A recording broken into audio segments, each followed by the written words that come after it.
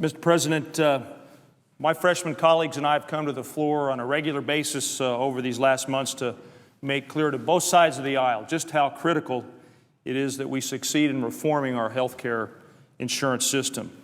Right now, Mr. President, too many Americans lack the freedom to move to a new job, further their education, start a small business, because doing so could put them at risk of losing their health care coverage for their family. Mr. President, when you think about it, freedom is after all about choices. And what motivates me, and I know motivates all of my freshman colleagues, is a desire to preserve and enhance the freedom of those who live in our states and all Americans. And this legislation that we've been debating and amending over the past 2 weeks can and should be a vehicle that we use to enhance freedom for all of our American citizens. We're going to repair and modernize a broken health care system. And if we fail to do so, we perpetuate an antiquated status quo that stalls economic growth. It stifles the entrepreneurs that make up the American business landscape. And it keeps stability and security out of the reach of millions of American families.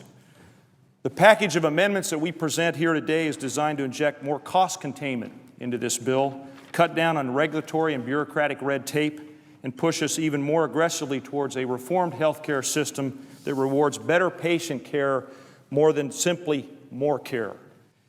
In developing these ideas, my fellow freshmen and I have relied upon the input of people back home. And through my discussions with constituents, healthcare providers, businessmen from all over Colorado, a common theme has emerged. They want a healthcare system that tackles costs while keeping the focus on patients and quality. Well, I believe we've helped to accomplish that with our freshman proposal, because more than 30 groups, Mr. President, have come out in the past few days to support our efforts. And this is a wide-ranging number of groups, including consumer champions like the AARP, business leaders from the Business Roundtable, and health providers like my home state, Denver Health. Now, my freshman colleagues have spoken about individual pieces of this effort that combine to make the whole, and I'd like to single out a section that I think has particularly strong influence in the future of our health reform efforts. Senator Rockefeller's authored an important provision that creates the Independent Medicare Advisory Board. The board would be tasked with keeping down the costs in the Medicare system by issuing proposals to cut spending and increase the quality of care for beneficiaries. I applaud this contribution to the bill, but I've wondered why we can't take it a step further by looking at the whole healthcare system and not just Medicare in isolation.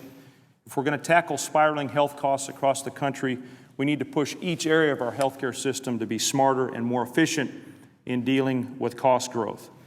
So one of my contributions to the package is to expand the scope of the Medicare Advisory Board to examine not just Medicare but the entire healthcare system and task that board with ways to slow down the growth of health costs across the country.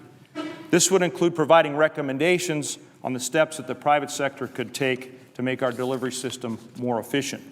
Mr. President, healthcare leaders and economists agree that such an approach can help our system toward a more streamlined and coordinated way of delivering care to all Americans.